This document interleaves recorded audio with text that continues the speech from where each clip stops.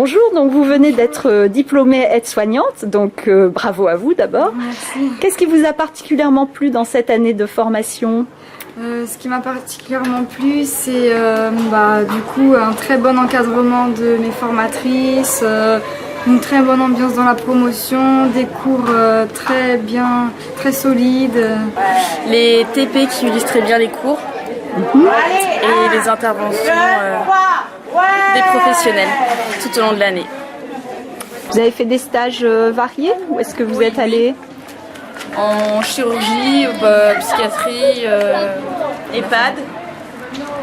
En stage de cardiologie, en neurologie aussi. La neurologie, ça m'a beaucoup intéressée. En stage, ce qui m'a intéressée, c'était plus avoir un esprit d'équipe et d'avoir aussi le binôme infirmière-aide-soignante qui a permis aussi de se projeter.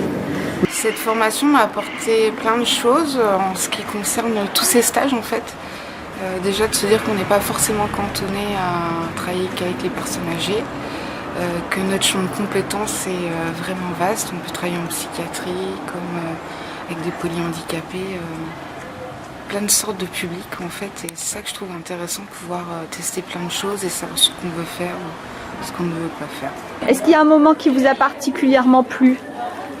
Un enseignement, des cours, un thème ? Un cours en particulier, moi, c'est l'intervention de Madame Thiebaud, Danielle Thiebaud. C'était sur quel sujet ?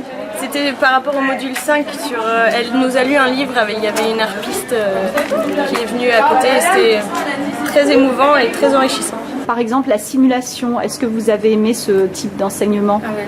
La simulation, ça nous a permis de se mettre dans le bain et d'oublier les caméras et de se lancer, voir comment les choses fonctionnent et nous aussi comment on peut se projeter.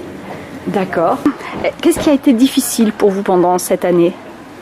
Ce qui a été difficile pour moi, c'était de m'ouvrir aux autres, de faire de nouvelles connaissances et d'être obligée aussi de parler de moi par rapport à mes expériences, des travaux qu'on nous demandait de faire